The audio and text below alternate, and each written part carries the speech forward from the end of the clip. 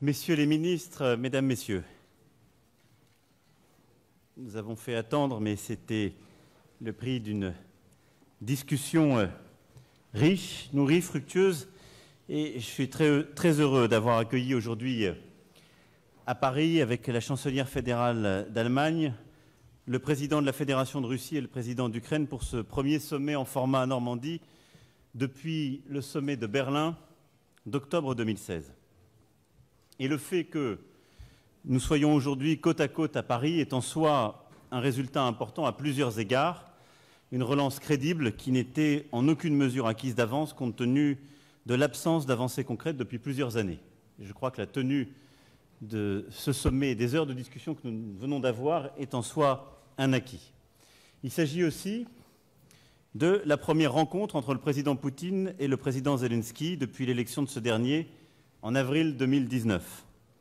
Et je tiens à saluer à cette occasion le courage politique et la détermination dont a fait preuve le président d'Ukraine depuis son élection pour ramener la paix dans le conflit qui ravage l'Est de son pays. Les gestes qui ont été faits au cours des derniers mois ont été clairement un élément décisif de la relance du processus, du rétablissement de la confiance qui était nécessaire à toute avancée sur une base réciproque. Notre rencontre permet également de réaffirmer au plus haut niveau notre objectif partagé pour parvenir à une paix juste et durable et mettre un terme à un conflit qui n'est en aucune mesure gelé et qui a fait plus de 13 000 morts depuis son déclenchement et continue à faire chaque semaine des victimes et constitue une blessure ouverte au cœur du continent européen. J'ai eu l'occasion de m'exprimer à cet égard sur ce sujet ces derniers jours. La stabilité du continent européen et la construction d'une nouvelle architecture de confiance et de sécurité passent par le règlement du conflit dans l'est de l'Ukraine et dans le cadre des accords de Minsk. Et c'est à ce titre que les discussions d'aujourd'hui étaient importantes. Cette rencontre a enfin été rendue possible par un travail préparatoire très important, relancé au cours de l'été, dans lequel chacun ici s'est engagé. Et ce travail a permis des progrès importants afin de créer une atmosphère de confiance, le désengagement des 3 zones pilotes qui avaient été définies en 2016, débuté en juin et désormais effectif.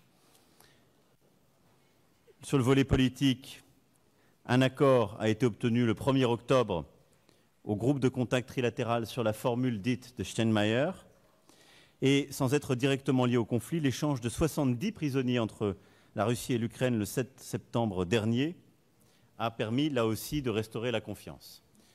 Nos discussions ont permis aujourd'hui, et je vais laisser chacun s'exprimer, d'avancer sur tous ces points.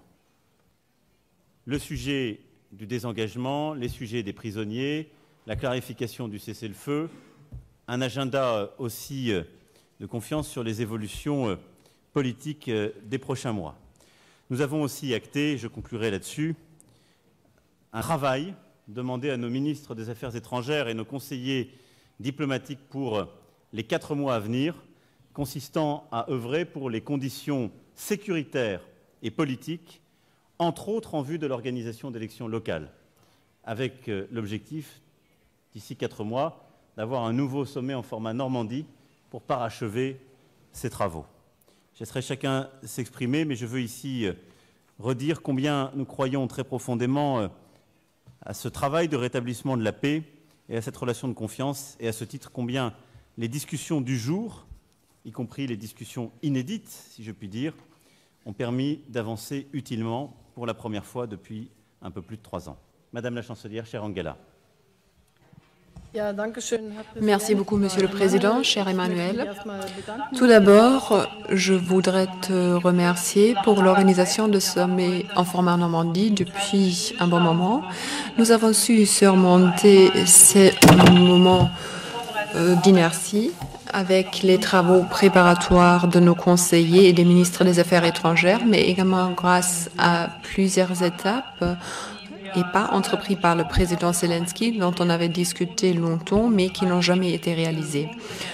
Entre autres, ces 3 points du désengagement, surtout Stanitsa Luhanska, tous ceux qui connaissent les détails savent ce que cela veut dire pour améliorer les conditions de vie des personnes sur place. Nous avons réussi quelque chose, ce que nous avons discuté à Paris à savoir la mise en œuvre de la formule Steinmeier, et nous devons beaucoup à l'Ukraine.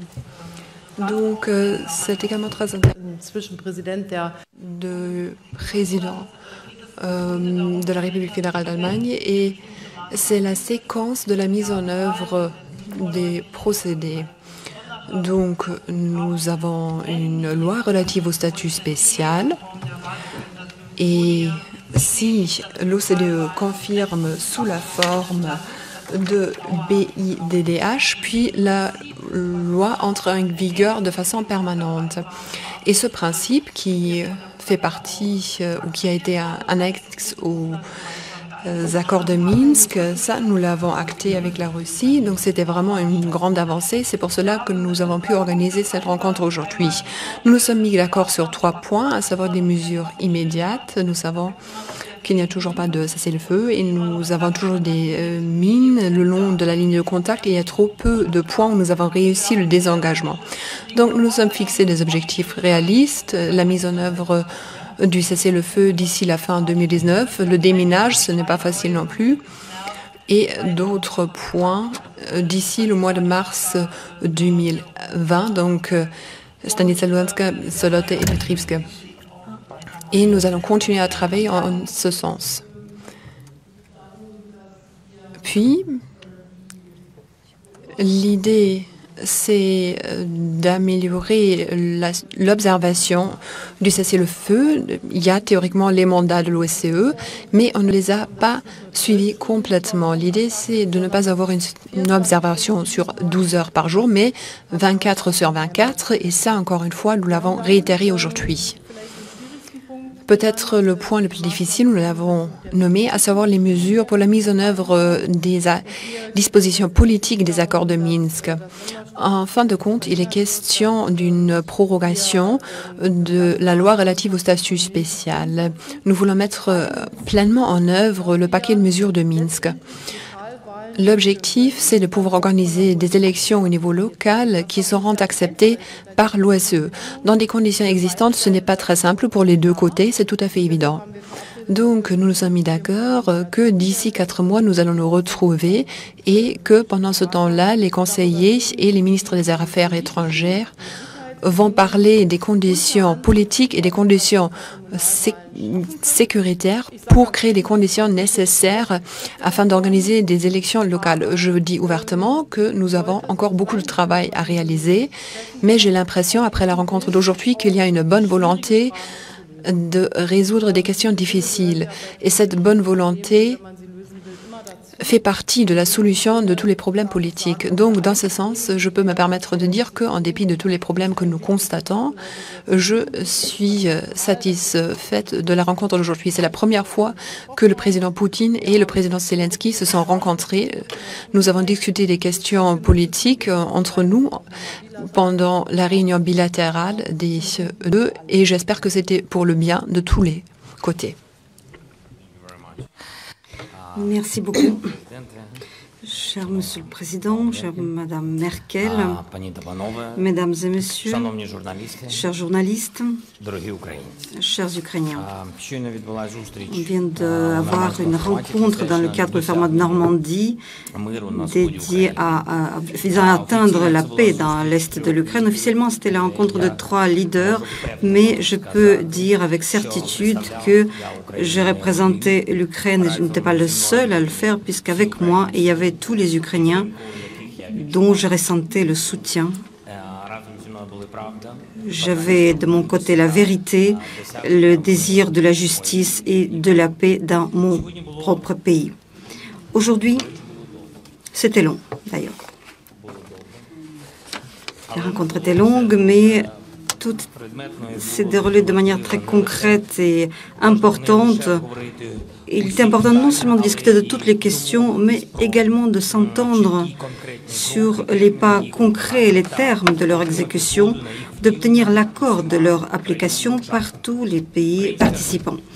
La partie ukrainienne insistait sur le règlement complexe de toutes les questions ne serait pas possible sans la composante principale, à savoir la situation sécuritaire dans l'est de l'Ukraine, et que ce n'est qu'en assurant la sécurité que pourraient être réglées les questions politiques. Aujourd'hui, l'Ukraine, l'Allemagne et la France et la Fédération de Russie ont discuté beaucoup de questions et se sont accordés sur des choses importantes. La première sont les mesures quant à la stabilisation de la situation sécuritaire dans l'est de l'Ukraine, à savoir le cessez-le-feu complet et sans limite qui devrait comprendre avant la fin 2019. Afin de faire le monitoring de cette situation et assurer le contrôle sur ce régime de cessez-le-feu, toutes les parties ont rappelé l'importance de l'accès de missions de l'ESE sur tout le territoire et ont insisté sur la nécessité d'élargir le mandat de l'ESE afin d'assurer ce monitoring 24 heures sur 24. Les partis soutiennent également l'élaboration d'un plan renouvelé quant au déminage de territoire. Ensuite, les pays contribuent à la libération de tous les détenus avant le 31 décembre 2019, suivant le principe tous contre tous. Il a été décidé de vérifier la totalité des listes et d'apporter l'accès total et inconditionnel aux représentants de la Croix-Rouge à toutes les personnes détenues. Il a été décidé également, dans le cadre du groupe de contact tripartite, d'établir d'autres zones d'éloignement, de retrait sur 3 points qui sont importants pour l'Ukraine. Aujourd'hui, j'insistais sur la nécessité de restaurer par l'Ukraine le contrôle entier sur sa frontière. Je suis persuadée que nous y reviendrons lors de la prochaine rencontre dans le cadre du format de Normandie d'ici 4 mois. Également, plusieurs reprises, j'ai insisté sur la nécessité d'assurer le retrait de toutes les formations étrangères, les forces armées et le désarmement dans les régions de Donetsk et de Luhansk. J'insistais que les élections dans DNR et LNR ne pourraient avoir lieu que suivant la législation ukrainienne et en respectant les critères de l'ESE de Copenhague. Les deux parties ont décidé d'atteindre donc les accords dans le cadre du format de Normandie et du groupe de contact tripartite quant à toutes les questions quant aux gestion de ces territoires, du statut particulier de ces territoires et l'incorporation de la formule Steinmeier. Bien évidemment, il y a beaucoup de questions qui restent en suspens, que nous n'avons pas malheureusement réussi à régler aujourd'hui, et il faudrait le faire sans faute à l'avenir. Je suis persuadée que nous le ferons ensemble. La dernière rencontre au format de Normandie a eu lieu il y a 3 ans, et le fait même que nous ayons réussi à débloquer ce dialogue est déjà en soi très positif. En même temps, je voudrais établir les principes que je ne violerai jamais en tant que président de l'Ukraine, à savoir, et donc avec lesquels le peuple ukrainien n'acceptera jamais. C'est d'abord l'impossibilité de la fédéralisation. L'Ukraine est un État unique. C'est le changement de la constitution de l'Ukraine sur cette matière. Deuxième chose, l'impossibilité d'exercer une influence quelconque sur la direction et le développement politique de l'Ukraine. L'Ukraine est un pays indépendant, politique et libre, dont le vecteur de développement sera décidé par le peuple ukrainien. La troisième, c'est l'impossibilité de compromis pour régler les questions dans l'Est par la voie de renoncement au territoire ukrainien. Nous savons que pour chaque Ukrainien, aussi bien le Donbass que la Crimée, ce sont les territoires de l'Ukraine. Aujourd'hui, au nom de tout le peuple ukrainien, je remarque que les Ukrainiens ont le droit de ne pas croire les promesses et les paroles. Nous avons l'espoir de respect de tous les engagements, et nous avons la conscience claire que seuls les faits réels confirmeront ce qui a été dit. De notre côté, nous sommes prêts à remplir nos engagements, mais cette voie est à double direction. Je remercie encore chacun. Je vous remercie tous. Président Poutine,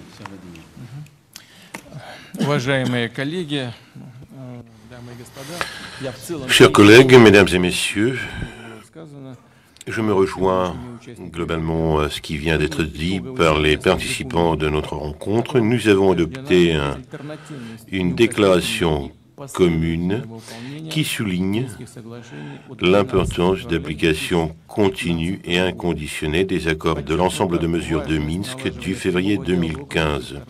Nous avons souligné l'importance de mettre au point un dialogue direct entre les parties en conflit. Nous avons salué le désengagement des forces et des moyens dans 3 zones pilotes. C'est un point important. C'est un pas important dans le sens de désescalade au sud-est de l'Ukraine et un cessez-le-feu universel. Nous espérons que ce désengagement sera continué et poursuivi. Et sur les zones désengagées, des travaux de déminage et de défortification seront organisés. Il faut également intensifier l'armistice avec l'application des réformes politiques prévues par les accords de Minsk. Avant tout, il s'agit d'une modification de la Constitution pour transcrire à titre permanent le statut spécial de Donbass. Il faut bien sûr poursuivre la durée de la loi sur le statut spécial afin de lui donner finalement un caractère permanent comme c'est prévu dans les accords de Minsk, dans l'ensemble de mesures de Minsk que j'évoquais tout au début. Nous avons prévu l'amendement de ce texte, avant tout en ce qui concerne l'application de l'ainsi nommée formule Steinmeier, mais aussi sur d'autres engagements, l'amnistie et l'interdiction de poursuites judiciaires contre les gens inclus dans des processus dans le sud-est du pays. Nous avons soutenu l'idée de préparer l'échange des personnes détenues selon la formule tous identifiés contre tous identifiés.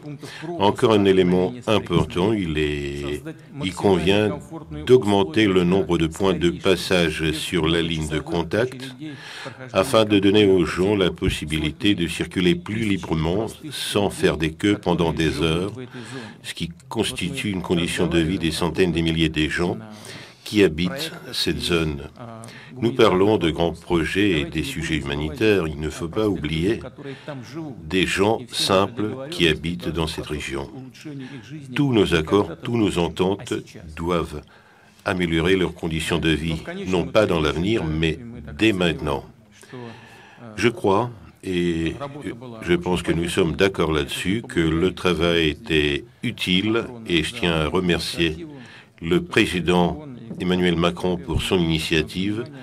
Je tiens à le remercier, ainsi que la chancelière Merkel, pour attacher autant d'importance à ces sujets qui ne relèvent pas de leur responsabilité directe, mais qui sont très importantes pour nous, pour la Russie, pour nos voisins européens.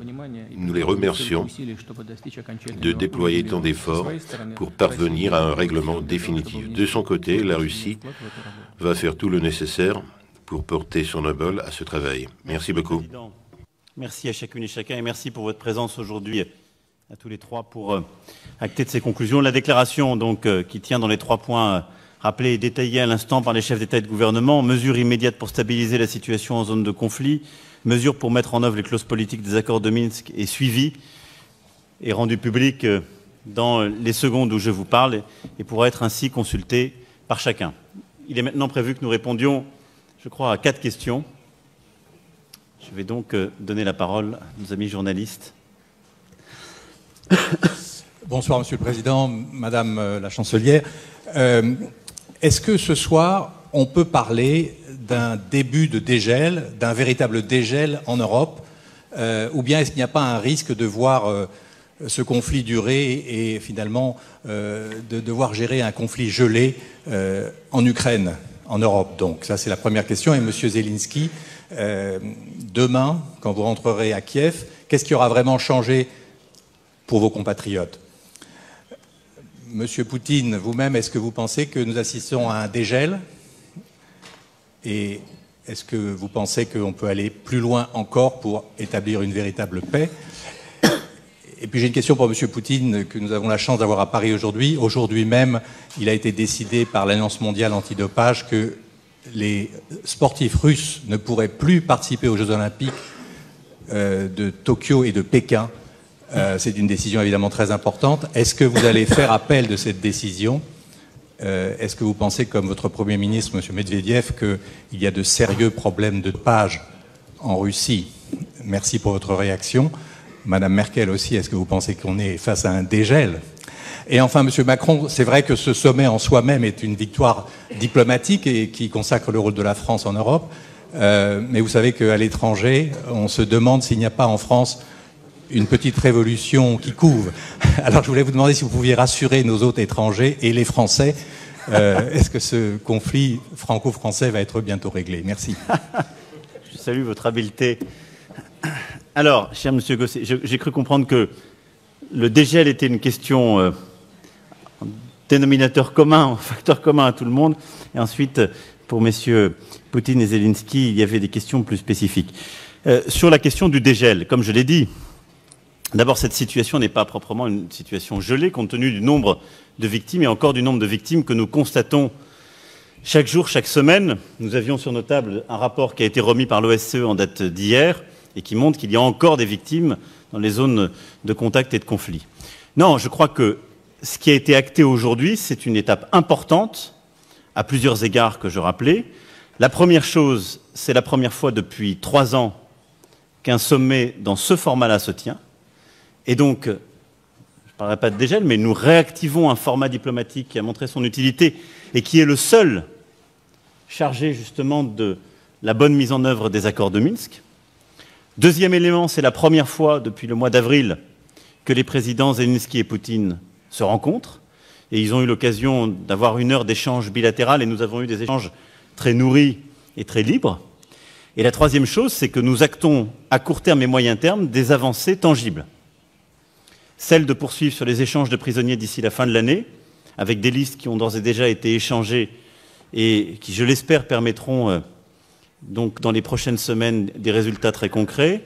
Celle sur le cessez-le-feu, avec là aussi des engagements très clairs sur 3 zones de désengagement concrètes actées par la partie ukrainienne. Celle aussi d'un réengagement de l'OSCE, sur lequel nous mettons tous les 4, si je puis dire, la volonté d'avoir non seulement les membres qui sont aujourd'hui présents sur le terrain, mais la bonne mise en œuvre de ce qui a été acté en 2014, c'est-à-dire une présence, comme le rappelait Madame la Chancelière, 24 heures sur 24, 7 jours sur 7, ce qui était une demande très forte du président Zelensky. Et puis, on sait qu'il y a des désaccords, il y a des questions de calendrier et de phasage. On a eu une très longue discussion là-dessus, mais la discussion d'aujourd'hui a permis de dire on se donne 4 mois pour articuler les conditions sécuritaires et politiques pour ces élections locales. Sujet qui, au fond, depuis l'élaboration de la formule Steinmeier, n'avait jamais été acté. On a aujourd'hui vu les désaccords sur ce point, on n'a pas trouvé la solution miracle, mais on a permis d'avancer. Donc voilà, il y a des avancées très concrètes pour les gens. Il y a la reprise de discussion sous ce format-là et sur le plan bilatéral, et il y a des perspectives d'ici à 4 mois d'avancer. Donc pour toutes ces raisons, je pense que c'est un sommet qui est extrêmement positif et qui est une étape en avant très importante. Enfin, pour la question plus franco-française, j'ai pleinement rassuré Vladimir Poutine en lui disant que les manifestations à Paris ne concernaient absolument pas la réforme des retraites menée en Russie. Et chacun autour de la table sait ce qu'est une réforme indispensable à son pays et ce qu'elle implique d'être menée. Ça relève de l'action du gouvernement et des annonces qui seront faites demain. Je n'ai pas senti une grande inquiétude. Je vous rassure. Moi, je voudrais peut-être ajouter que le paquet de mesures de Minsk date du 19 septembre 2014. Bien sûr, des élections ont lieu en Ukraine. La question qui s'impose, c'est est-ce qu'un tel mémorandum, un tel paquet de mesures reste figé ou est-ce qu'on peut le ranimer? Et avec les mesures prises par le président Zelensky après son élection, les conditions ont été créées pour créer davantage d'élasticité et de souplesse pour ranimer vraiment ce paquet de mesures. C'était donc aujourd'hui l'étape franchie. Maintenant, il faudra continuer à travailler inlassablement là-dessus, mais nous avons repris de l'élan. Donc, nous avons de nouveau ce mouvement. Je vous remercie.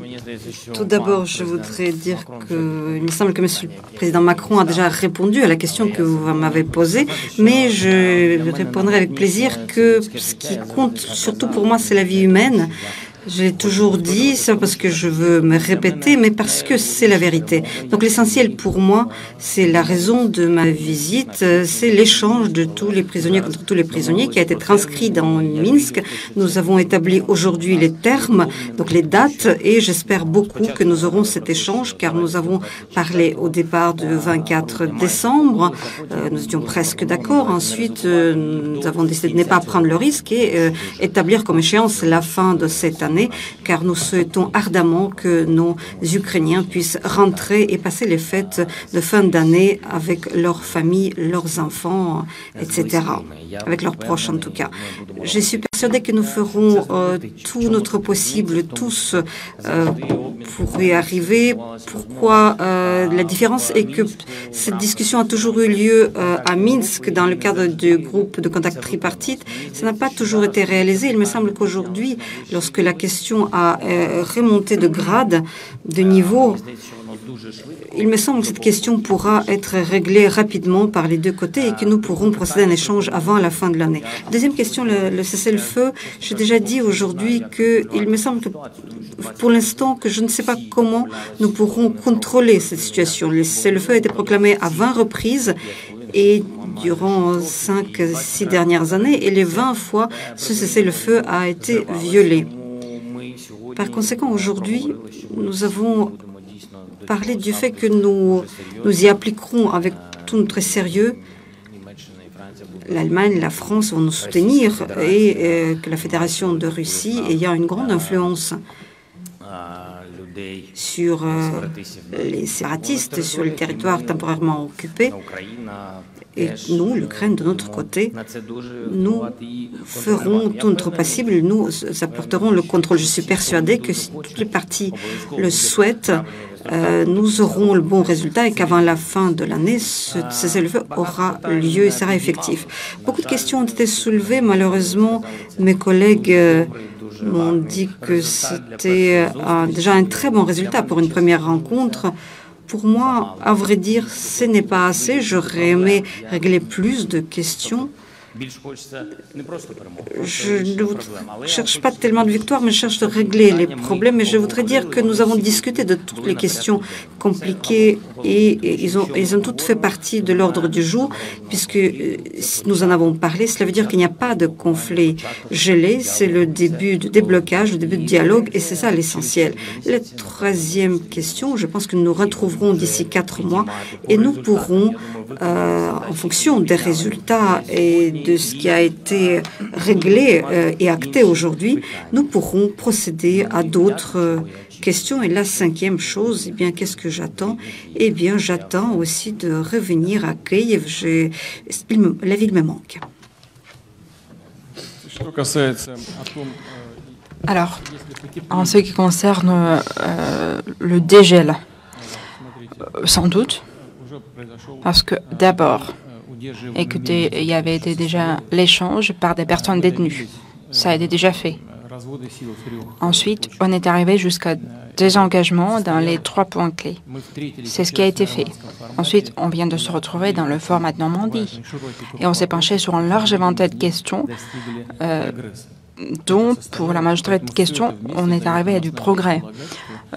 Toutes ces choses confondues, ça nous laisse à penser que le processus est en train de se développer dans la bonne direction. Pour ce qui concerne la position de la Russie, je l'ai déjà dit dans mon allocution de bienvenue que la Russie va faire tout ce qui en dépend pour que toutes les questions soient résolues et tout le conflit en tant que tel soit finalement terminé.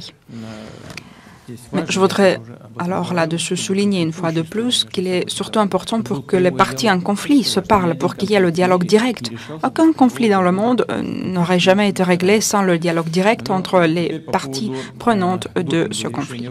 Par rapport au dopage et la décision de l'Agence mondiale antidopage, est-ce que la Russie va faire appel de cette décision? Alors d'abord, il faut bien analyser cette décision. Ce qui est évident comme ça, ce que je vois tout de suite, c'est que d'abord, il n'y a pas de questions par rapport au Comité national olympique russe. Et si jamais il n'y a pas de questions à lui reposer, c'est que le pays a fait ses droits de se présenter sous son drapeau national d'après la charte olympique. Et alors, ne serait-ce que dans cette partie, la décision de l'Agence mondiale antidopage contredit la charte olympique. Et là, nous avons tout à fait des raisons pour faire appel de cette décision. Mais sinon, on va revoir ce que ça donne. Il faut que les spécialistes, les experts s'y penchent pour qu'on puisse avoir la position bien fondée pendant les négociations avec nos partenaires. Mais ce qui est surtout important, d'après mon avis, et en fait, tout le monde est en fait d'accord là-dessus, c'est que toute punition, d'après le droit romain encore, doit être individuelle.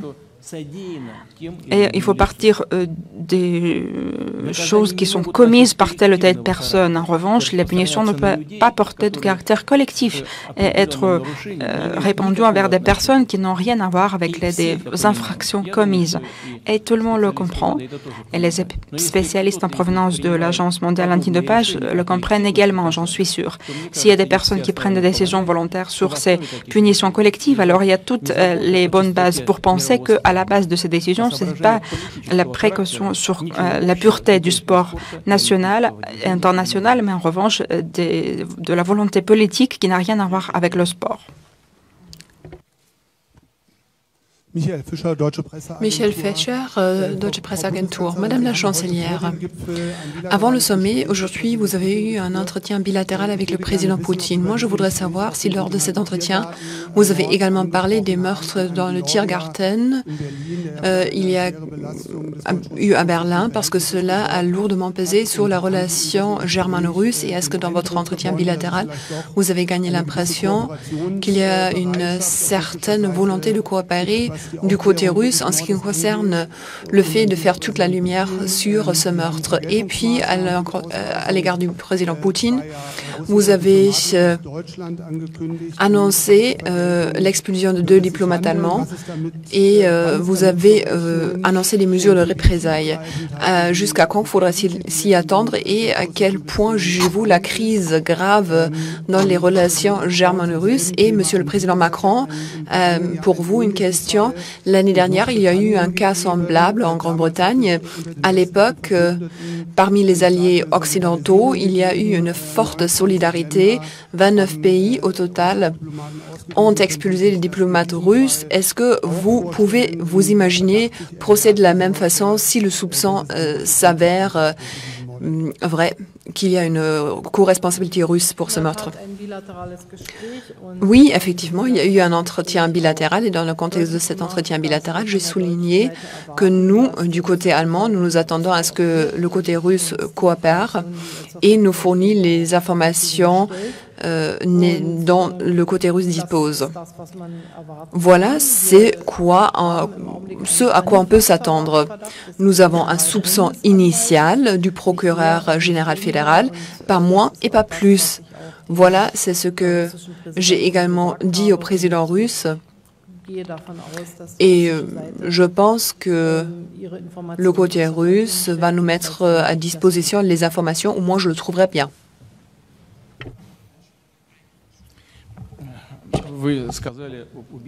Vous avez mentionné le meurtre d'un Géorgien. Ce n'est pas vraiment le cas.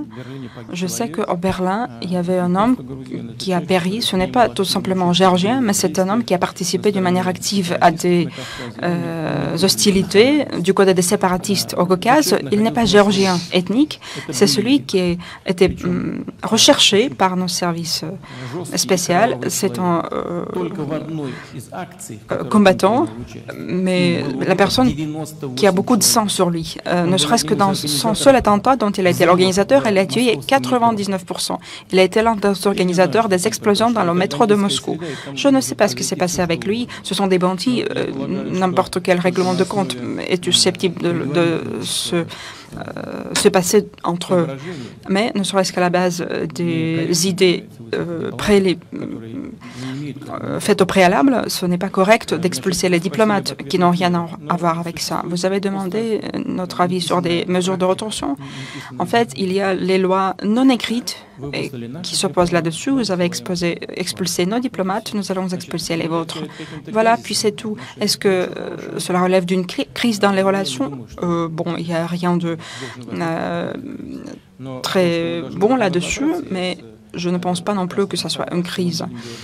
En revanche, il faut sans doute trouver les coupables. Avec la chancelière, on va le faire, je suis d'accord, et on va faire tout le possible pour aider nos collègues allemands. D'ailleurs, ça serait très bien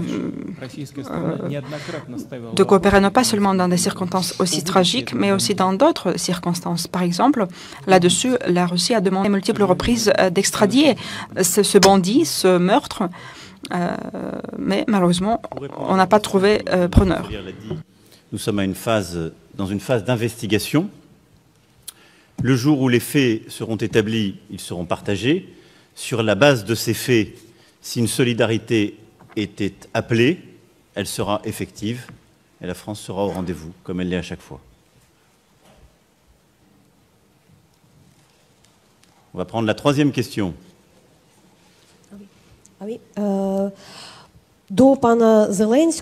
Question s'adresse au président Zelensky. Est-ce que cette rencontre dans le cadre du format de Normandie aura lieu d'ici 4 mois à toutes conditions, et où est-ce qu'il y a des préconditions pour que nous puissions comprendre comment vous avancez? Et est-ce que nous avons bien compris que bien qu'il y ait des progrès dans les questions des échanges, par exemple de nouveaux points de passage, mais il n'y a pas de changement dans les accords de principe, à savoir il n'y a pas de question pour l'instant des élections qui auraient lieu dans le Donbass à l'automne 2020 et que l'Ukraine contrôlerait sa frontière d'ici là, sa frontière dans le Donbass. Pourquoi cela se passe ainsi? Et deuxième question, est-ce qu'il y aura un transit de gaz à partir du 1er janvier? La question s'adresse au président de la Fédération russe. Pourquoi êtes-vous si contre, si opposé à ce que l'Ukraine contrôle sa frontière dans le Donbass pendant les élections?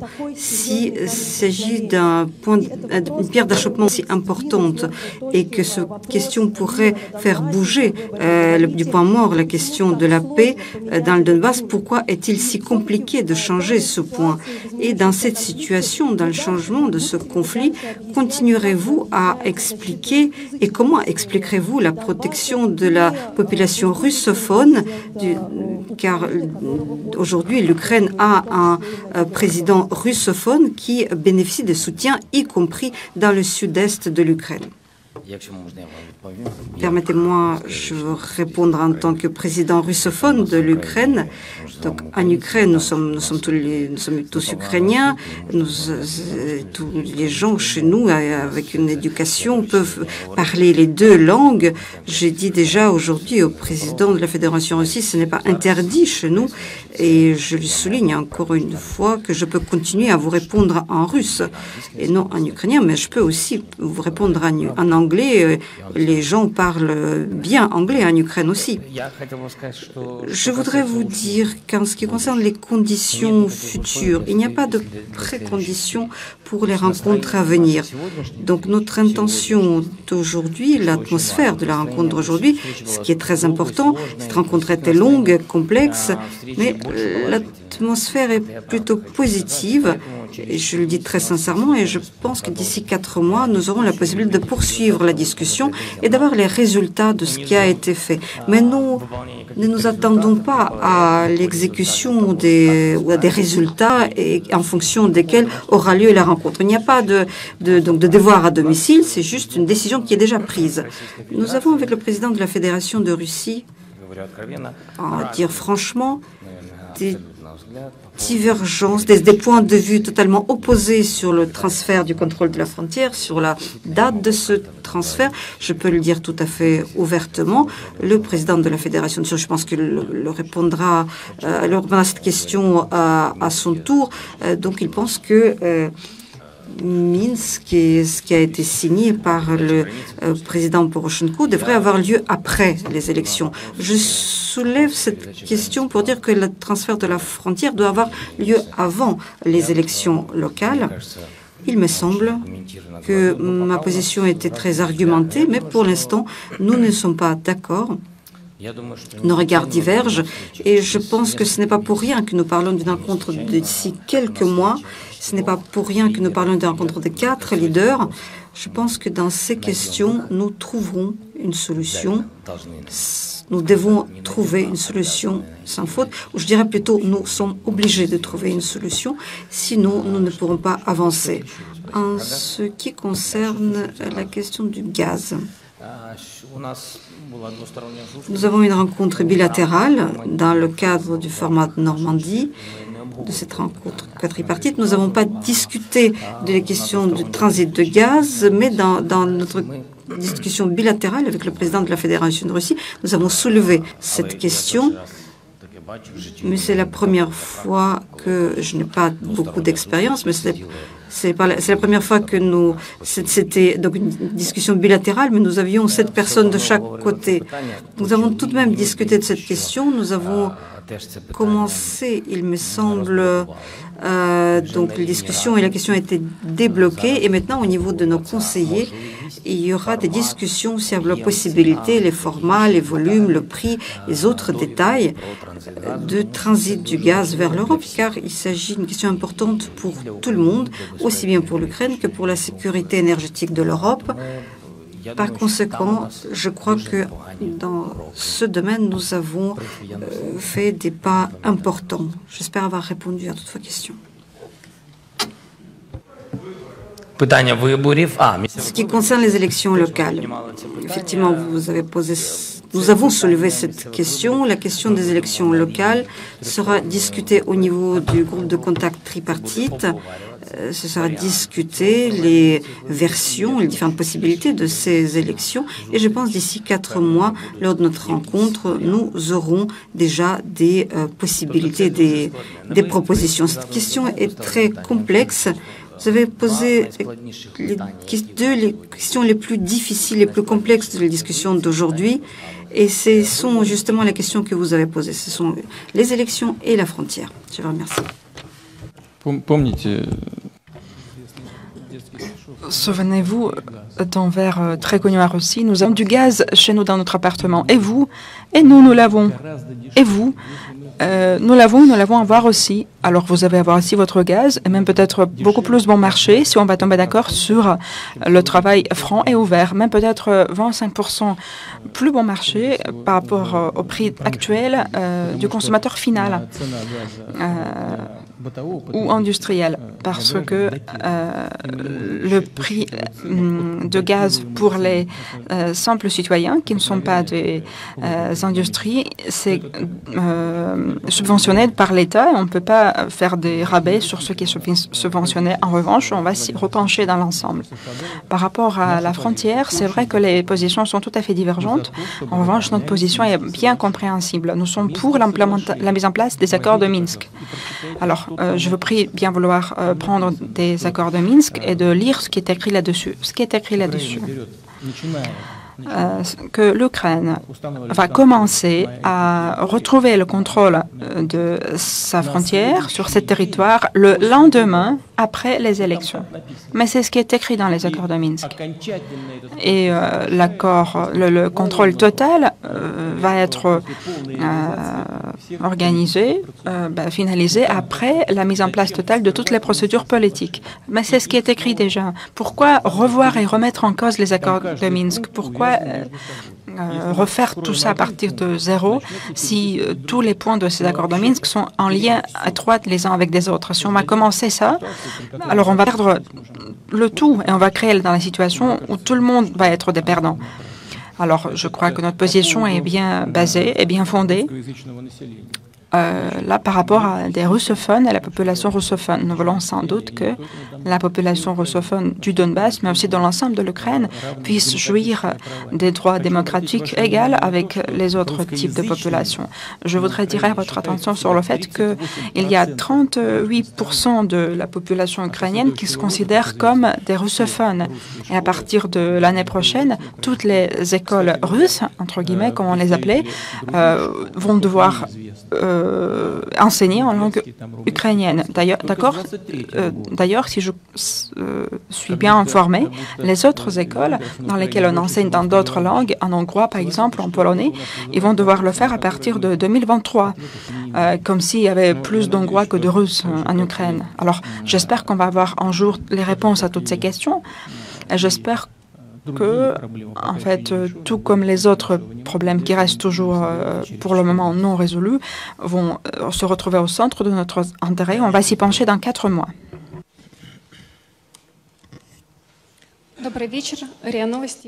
Bonjour, c'est RIA Novosti, Ilona Rudneva. Je voudrais adresser ma question à M. Zelensky. Vous venez de parler de la paix et de la stabilité, et dans les propositions électorales que vous aviez faites, il y avait aussi du rhétorique sur la paix sur le Donbass et sur l'ensemble de l'Ukraine. Là, après la rencontre dans le format de Normandie, est-ce que vous pouvez en dédier que les pas envers cette paix tant désirée sont déjà faits? Et je voudrais également préciser sur des projets de règlement pacifique. Est-ce que vous êtes prête, tout en mettant en place un plan de règlement pacifique qui que ce soit, de rentrer en contact avec les républiques autoproclamées? Une autre question va vers M. Poutine. Vous avez mentionné le fait que les accords de Minsk n'ont pas d'alternative et qui sont doivent être pérennisés et ils n'ont pas d'autre lecture. Mais là, Mme Merkel vient nous dire que les accords de Minsk, c'est quelque chose de souple. Alors, est-ce que vous avez réitéré le caractère permanent de ces accords? Le caractère intangible. Vous comprenez sans doute que tout accord est dans une certaine mesure souple, parce que certaines choses qui sont écrites sur du papier sont tout à fait susceptibles d'être comprises de différentes manières par les parties au conflit et par les parties prenantes. Et là, certainement, il y avait de la discussion autour des choses qui figurent dans les accords de Minsk, qui sont directement écrites là.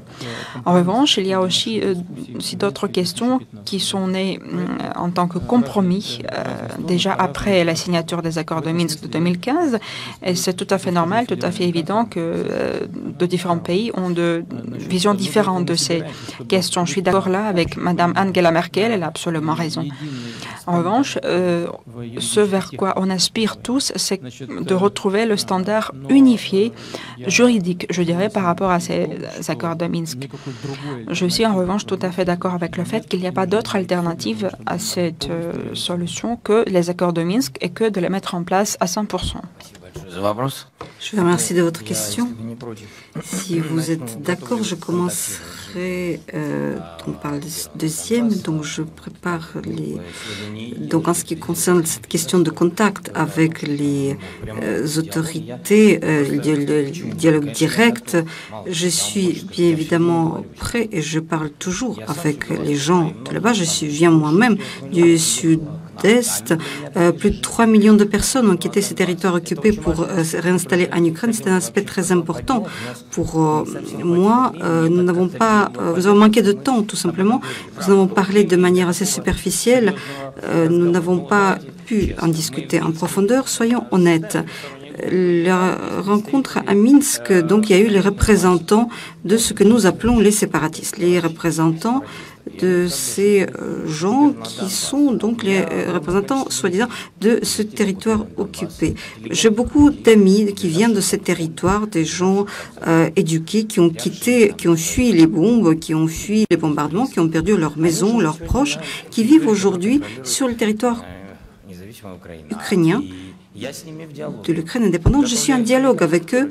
Est-ce que je suis prête à discuter avec eux? Je discute tous les jours avec eux. Je vous dirais plus, là où je travaillais avant la présidence, la société quartier 95, sur 95, il y a eu beaucoup de gens qui viennent de ces territoires occupés du Donbass.